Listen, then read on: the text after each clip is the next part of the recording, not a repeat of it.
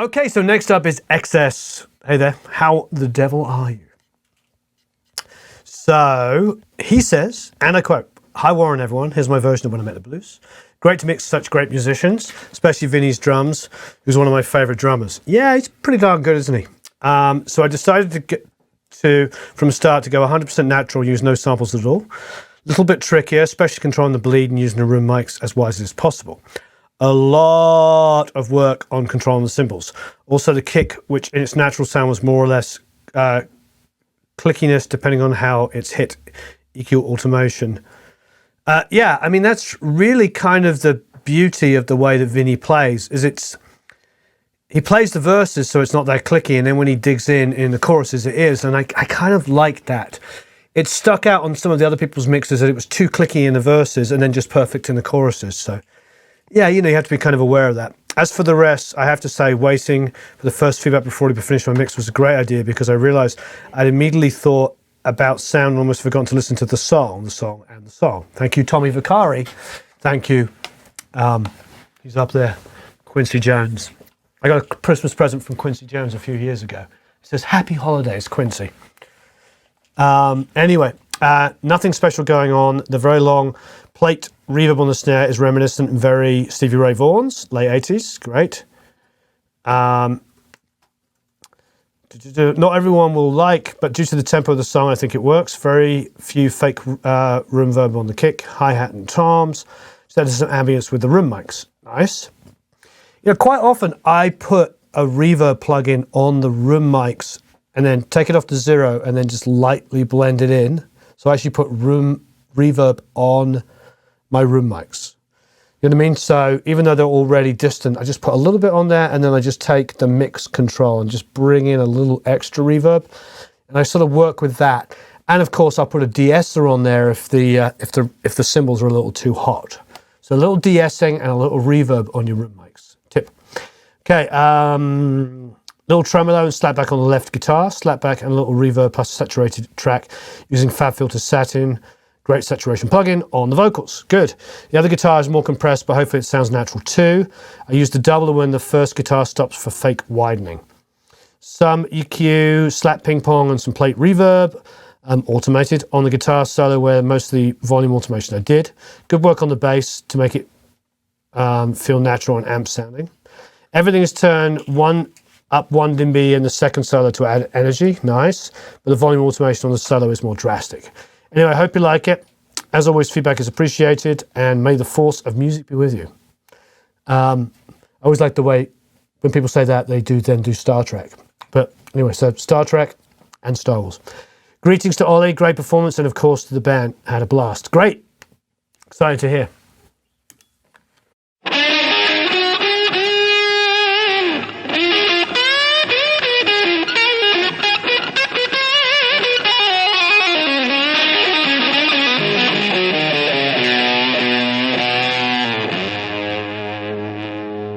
Now when I first met the blues, great.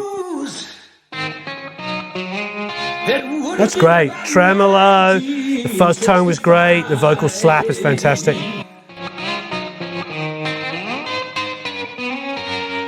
When I first met the blues, This is perfect, I love that slap, it's great. It would have been about 1965.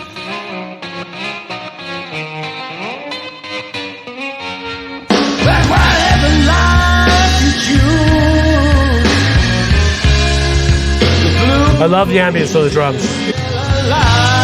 The drums are bombastic, but it's Vinnie frickin' Colaiuta, so bombastic's okay. When I first met the blues, I couldn't look him in the eye.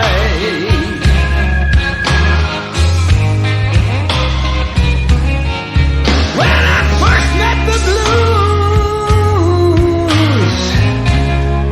I couldn't look him in the eye. Yeah, the plate's a little much in this section, just a little bit on the side stick, but I do like it because a lot of other people have side stick's been a bit dry.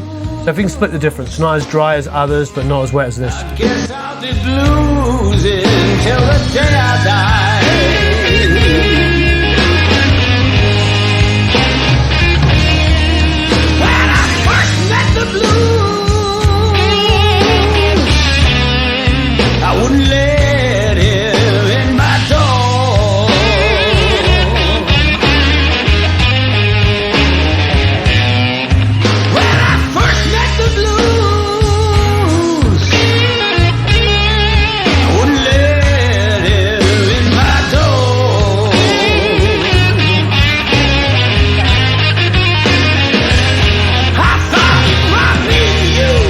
love the balance between the lead vocal and that guitar solo. It's great, the guitar lead parts.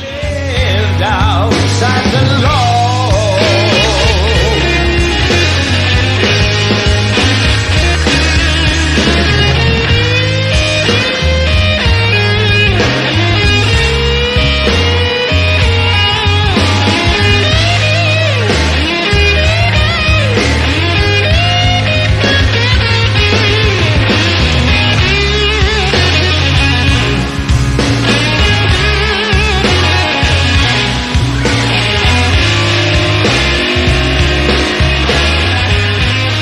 It's great. I can tell you have a lot of love for this. It's really good.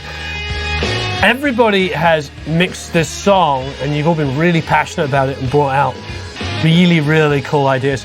I was interviewed this morning for, I think it was home studio recording. It was a blog post, and they were asking me. It was Robert was asking me. Hundreds of questions about mixing and how I get tight bottom end in my mixes and all this kind of stuff. And then he talked about listening to people's mixes that had been involved in the academy. And he just told me that he could see this really fast progression with everything, which was really nice to hear. That's outside people hearing this. And it's true, everybody really has, raised the bar.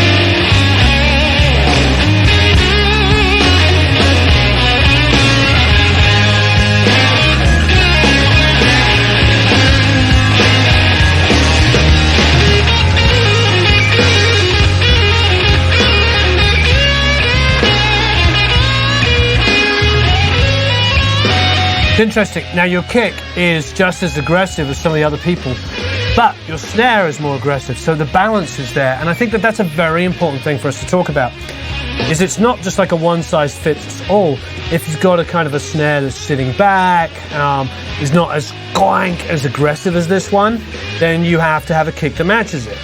With this one, your kick is quite aggressive, but so is your snare, and the whole track is more exciting. So it's really interesting to sort of think in those ways about balance, because once you start taking signature things like vocal sounds and drum sounds, because the reality is, and not everybody will agree with me on this, but it's my personal opinion, drums and vocals drive mix decisions.